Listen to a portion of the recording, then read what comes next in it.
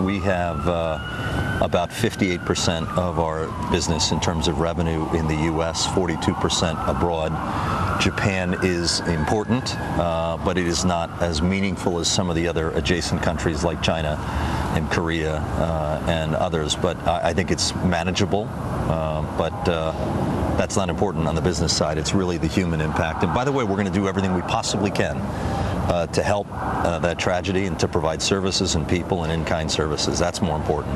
Well, you are on a new panel that the president has named on reorganizing government and management. In his State of the Union, the president said that government, or the organization of government, was one of the barriers to U.S. competitiveness. Explain why the current structure puts the U.S. and U.S. companies at a disadvantage in the global marketplace. Well, I actually think this is where the public sector and private sector have very close similarities. In any business and any government where you're doing any kind of service delivery, it's about size, speed, impact, line of sight. It's no secret that the federal government is large, it's complex.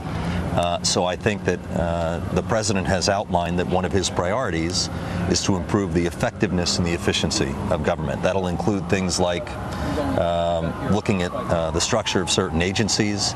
More specifically, I think one that's been highlighted is there's 12 different trade groups that talk about and manage exports. So I think there's an opportunity for simplicity, I think there's an opportunity for clarity, and there's an opportunity for improved efficiency. And I'm on one of the groups that's looking at some of those things. Well, you mentioned trade, and that's where this government reorganization is looking to begin. Head of a multinational corporation, why is that? Explain why that's the area to start. Well, free trade creates jobs in the U.S. I think there's a big political and, quite frankly, public opinion misperception around that. For every $1 billion of exports, it supports 5,000 U.S. jobs. The U.S. Chamber of Commerce talked about South Korea, Colombia, and Panama FTAs. If they were to get approved in a meaningfully expeditious way, it would support over 300,000 jobs.